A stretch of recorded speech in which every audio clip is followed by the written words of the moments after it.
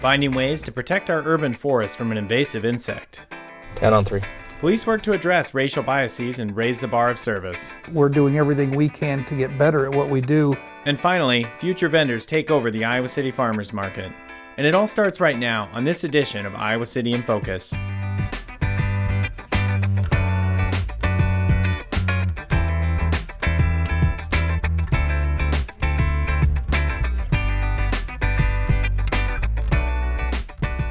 A problematic pest that has been damaging and killing ash trees all across the country is growing its presence here in Iowa City.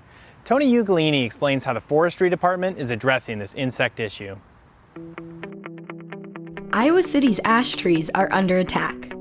The health of the trees are constantly changing from one season to the next. This big problem is caused by this tiny pest.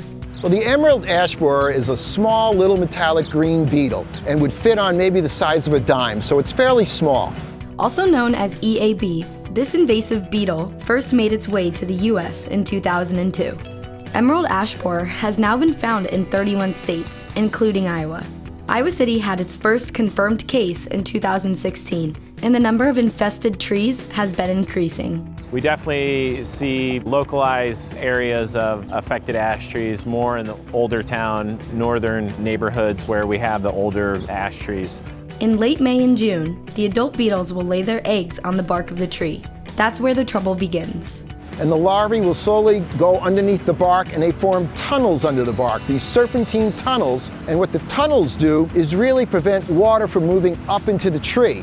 Without those nutrients, leaves and branches begin dying at a fairly rapid rate. In 2018, the city had to cut down around 147 infested ash trees that were located on city property in the right-of-way.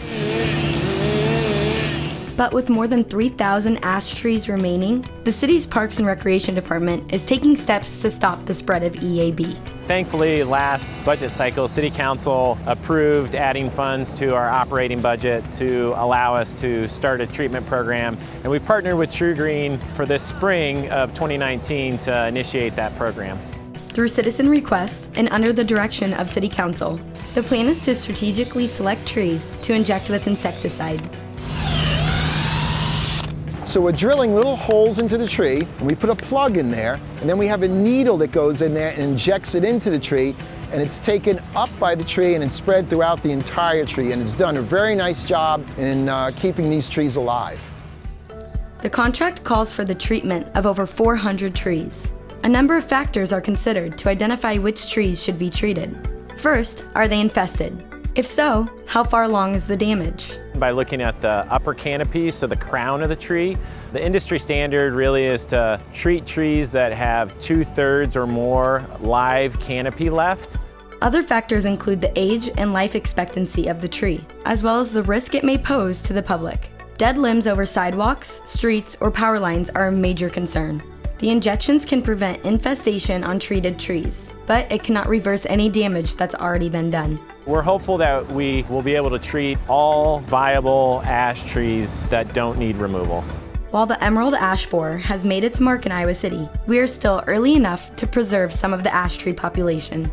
I cover a fairly large area in the Midwest, and we have certain cities where they've lost almost all of their ash trees. Here, it's not as bad and it's just starting, so now's the time when you can really do something preventative to help out and prevent these trees from losing them.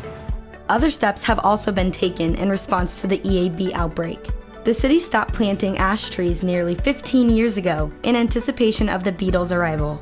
Our forestry division has also been replanting a diverse mix of tree species at nearly twice the rate as trees that have been removed. These steps, along with the execution of treatment against the emerald ash borer, will help create a resilient urban forest that can better preserve any future tree disease or pests.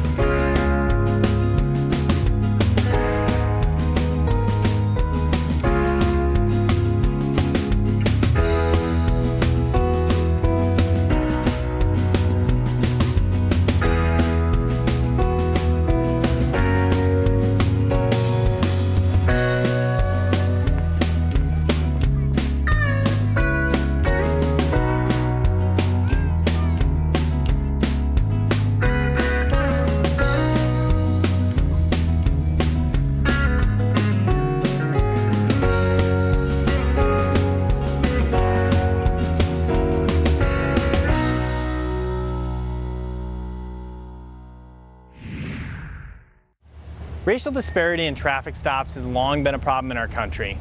Many studies have been done throughout the United States that show that minorities are being pulled over and cited more frequently than whites. The Iowa City Police Department has been working on this issue for the past 2 decades, and the most recent data is showing some promising results. Kirkwood and Kirkwood Court. The most important thing for our community is that we're fair and consistent and we treat everybody equally. Across the map, minorities are more likely to be pulled over, ticketed, and fined, including here in Iowa City. Since we began measuring this, we've always had disproportionality, and that's not just a problem here in Iowa City, but it's a nationwide problem. In order to tackle that problem, the Iowa City Police Department began tracking its traffic enforcement data back in 1999. So I did issue a citation for the speed for 76 and the 65.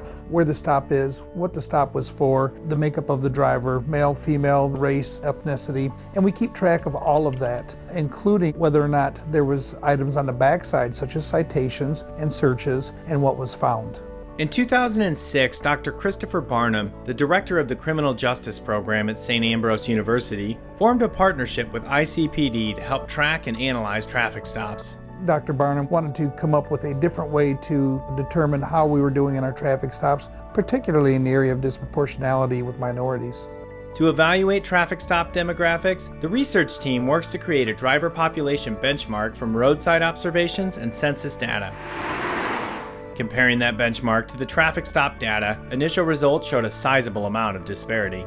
Our data has showed that you're twice as likely to be stopped if you're a minority driver, a person of color, and ticketed and have your car searched. By continuing to track the data and using it to address these issues, the 2018 study results showed some promising improvements. Where we've had success the last couple years is we are trending down now in all of those categories. To us, that equals success with more work to do. The PD is addressing the issue through a 3-prong approach, beginning with officer training. We make sure that the officers are constantly exposed to training in the areas of implicit bias, racial profiling, pretextual stops, bias-based policing, procedural justice. All of that is very important to make sure they're well trained in dealing with this problem. Another way is through community outreach and building partnerships with neighborhoods to build trust.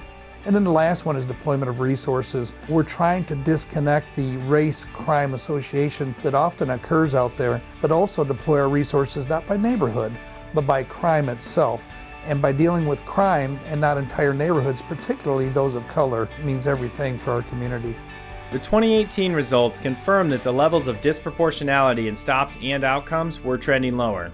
There's no doubt there's still a long ways to go, but Chief Matherly likes the direction the department is heading. Watching year after year us get better at that has sent a strong message to the community that we are doing something about this problem.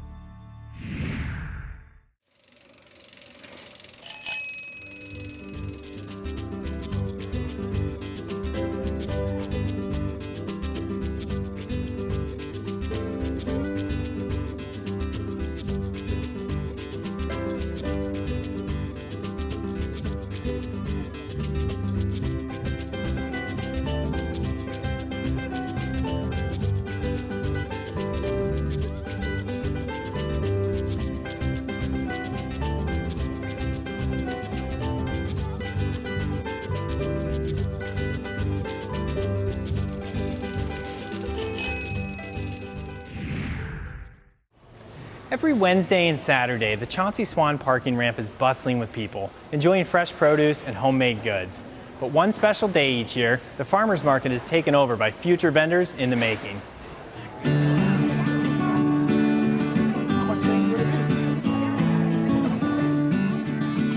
Whether they're selling homemade crafts, bracelets, bath bombs, and soap. Tasty treats, Winnie loves the banana bread. mixed berry agua fresca, or both, live baked goods, and paintings. We're selling hats and cucumbers. Kids Day at the Farmers Market is all about sharing your talents. I sell bracelets and cards. It's something that I'm good at, and I think it would sell. These young vendors work to market their goods It has to be very showy. Like, I like tie ribbons around the banana bread. and tap into creative outlets. I have had a passion for making pottery for a while. I actually use my grandma's doilies.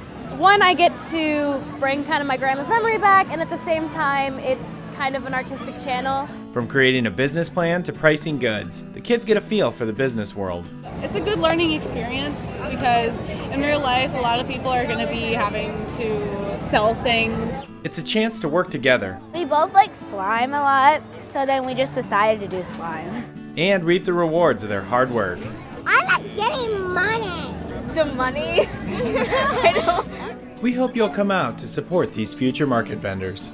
It's fun. I definitely want to do this more often.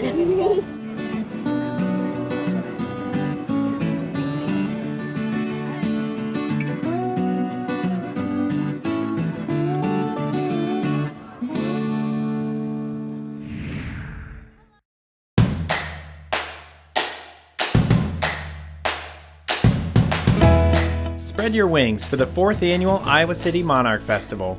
Join us on Sunday, August 25th from 10 a.m. to noon at the Iowa City Municipal Airport. The event is being held as part of the Iowa City Optimist Club's annual Pancake Breakfast. All are invited to attend this free festival, where you can view monarchs in various life cycles, along with a collection of bees and other pollinators.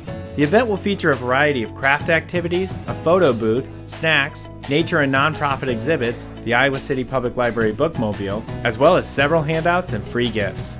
Come learn from experts about how you can help make our community an environment that allows monarchs to thrive. Learn more by visiting icgov.org/icmonarchs.